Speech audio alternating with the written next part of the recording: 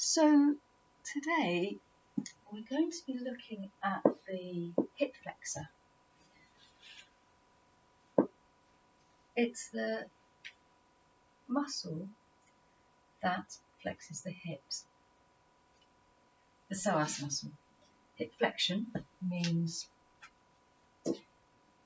when the iliac crest that sticks out at the front of the pelvis moves closer to the thigh bone, the femur, in that movement. So when two bones move closer together, we call it flexion.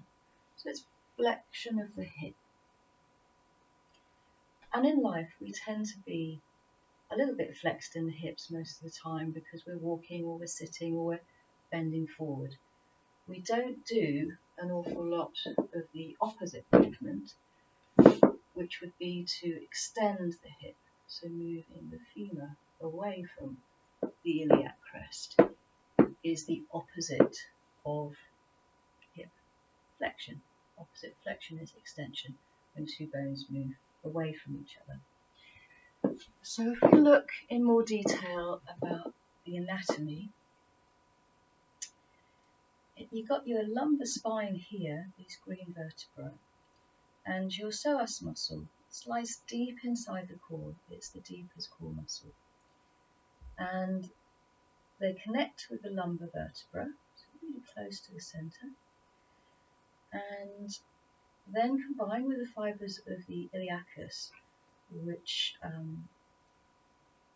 run through the wings of the pelvis internally, and then come down to the femur, the thigh bone in the leg, which comes out from this socket here. And so you can see that when the fibres of the iliopsoas contract, they pull the pelvis into flexion. So there can be quite a lot of issues with that. So especially as we age, if our hips are slightly flexed most of the time, the psoas muscle is getting tighter and tighter and tighter. Now that can compress the whole area of the abdomen, pushing the abdominal organs into a squashed space and pushing them forward, so the belly moves forward, and that can cause digestive issues. And sometimes the one side of the psoas is shorter than the other, so that might mean that your one side of your pelvis is a little bit higher, and maybe one side of your pelvis is a little bit rotated forward or backward. And for a lot of us with a tight psoas muscle, we'll also have a bit more lordosis in the lumbar spine and a pelvis that tilts forward.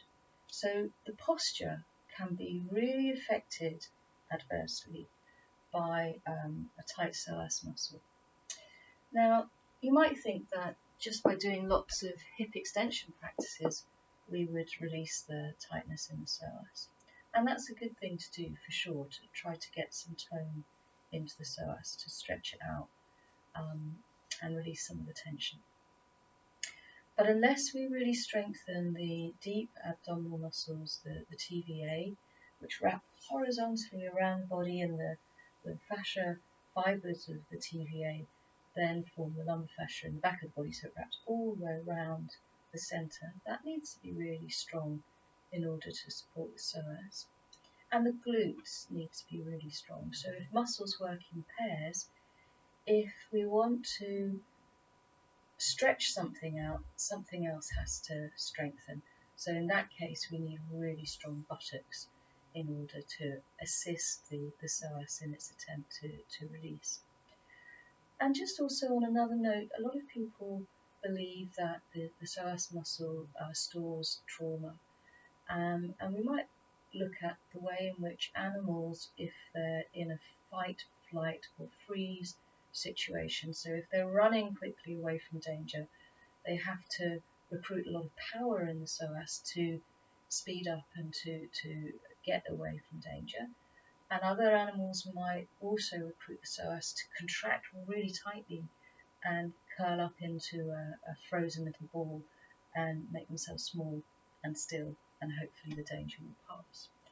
And in animals, when they come out of the contraction of the psoas, when they release from being trapped into a ball, or when they've stopped running and they've got a moment to relax and let go of some of that exhaustion, they shake, and they'll shake off the contraction that's been stored up in the psoas.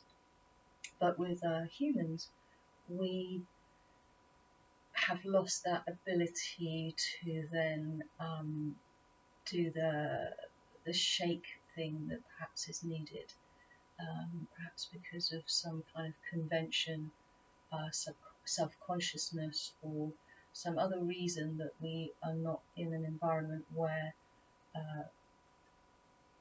the instinctual release comes naturally.